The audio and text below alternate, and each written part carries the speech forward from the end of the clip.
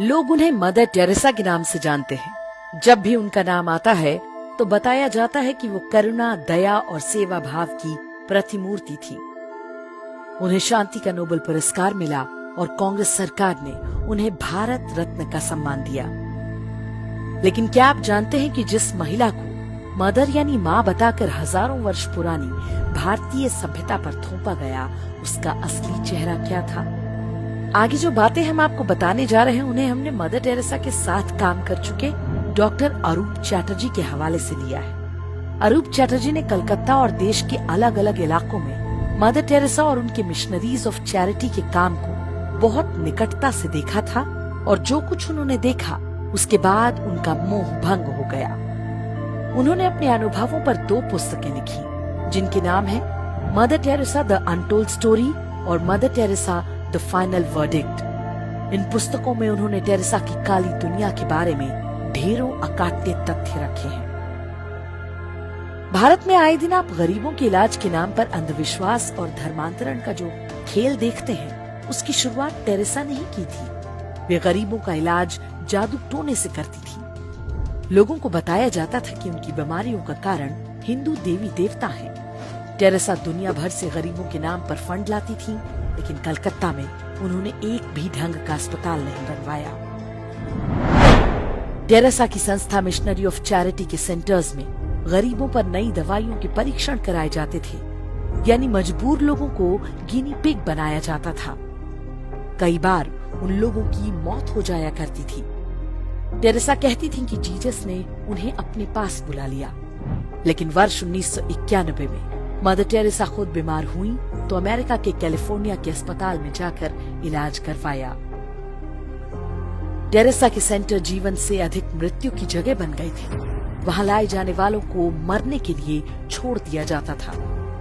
वर्ष 1992 में medical journal Lancet के संपादक रॉबिन फॉक्स ने लिखा कि मिशनरी ऑफ चैरिटी के सेंटर्स में साधारण पेन किलर दवाएं तक नहीं होती। मामूली मरीजों को भी एहसास दिलाया जाता था कि वो बस कुछ दिन के मेहमान हैं और उनके कष्टों का कारण उनका पिछला धर्म यानी हिंदू होना है।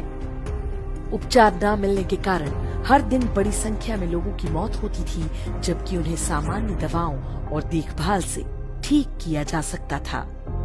मिशनरी ऑफ चैरिटी के सेंटर्स में उन्हीं गरीबों को खाना दिया जाता था जो ईसाई बनना स्वीकार करते थे। डॉक्टर अरूप चैटर्जी ने बताया कि कोलकाता सेंटर में मात्र 300 लोगों के लिए खाना बनता था, लेकिन टेरेसा प्रचार करती थी कि वे हर दिन हजारों लोगों का पेट भर रही हैं। टेरेसा जिन गरीबों के बच्चों को अपने सेंटर्स में लेती थी, उनके माँ बाप से एक फॉर्म भरवाया जाता था कि अब उनका अपने बच्चे पर कोई दावा नहीं होगा।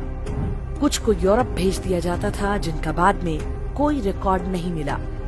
आज भी टेरेसा के सेंटर्स पे बच्चे चोरी करने और उन्हें अवैध तरीके से बेचने के आरोप लगते रहते हैं। आरोप है कि बच्चे बेचना टेरेसा की कमाई का एक बड़ा माध्यम हुआ करता था।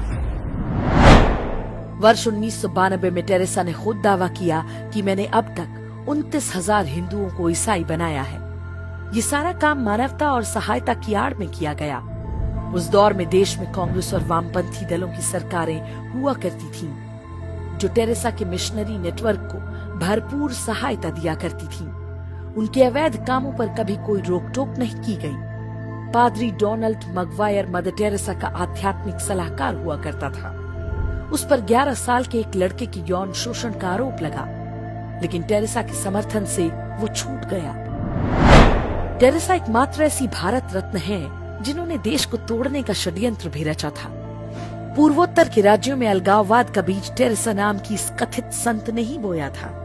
वे नॉर्थ ईस्ट को अलग ईसाई देश बनाना चाहती थी। उनका मानना था कि यीशु के निकट आने के कारण भारत सरकार वहाँ के लोगों की दुश्मन बन गई है। इंदिरा गांधी ने टेरेसा की गतिविधियों को सबसे अधिक बढ़ावा दिया। परिणाम ये हुआ कि जब इंदिरा गांधी ने देश में आपातकाल लगाया तो उनके समर्थन में सबसे पहले टेरेसा का बयान आया। दुनिया के सबसे भ्रष्ट तानाशाह टेरेसा की मिशनरी ऑफ चैरिटी को सबसे ज्यादा फंड दिया करते थे। हथियार कंपनियां और ड्रग्स तस्कर भी टेरेसा को खूब चंदा देते थे। इनका बड़ा हिस्सा भारत में लोगों को लालच देकर ईसाई बनाने के लिए इस्तेमाल हुआ। टेरेसा भारत में रहती थी, लेकिन अपना सारा पैसा वो वेटिकन के बैंकों में रखा करती थी। मरने के बाद भी उनका ये पैसा भारत नहीं आया। वर्ष 2017 में ये समाचार आया था कि यदि टेरेसा के पैसों को निकाला जाए तो वेटिकन के बैंक खाली हो जाएंगे। वर्ष 2016 में वेटिकन ने टेरेसा को संत की उपाधि दी थी। जिन 2 चमत्कारों के आधार पर उन्हें संत घोषित किया गया, वो दोनों फर्जी साबित हो चुके हैं। दावा किया गया था कि पेट में ट्यूमर से जूझ रही पश्चिम बंगाल की एक महिला मोनिका बेसरा ने एक दिन अपने लॉकेट में मदर टेरेसा की फोटो देखी।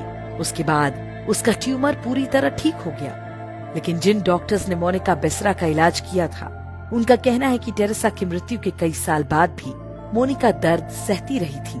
इस दौरान वो लगातार दवाएं लेती रही। दूसरा दावा ब्राजील के एक व्यक्ति के बारे में किया गया था। बाद में वो भी फर्जी निकला।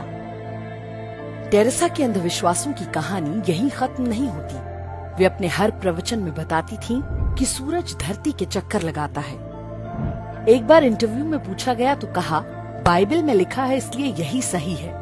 टेरेसा आधुनिक विज्ञान की बातों को मानने के बजाय बाइबल में लिखी मूर्खतापूर्ण और दकियानुसी बातों को ही मान्यता देती रही। यह विडंबना ही है कि साधु संतों और विदुषियों के देश भारत में एक ढोंगी को इतना मान सम्मान दिया गया, सिर्फ इसलिए क्योंकि वो ईसाई थी और उसके सिर पर विश्व के शक्तिशाली देशों का हाथ था।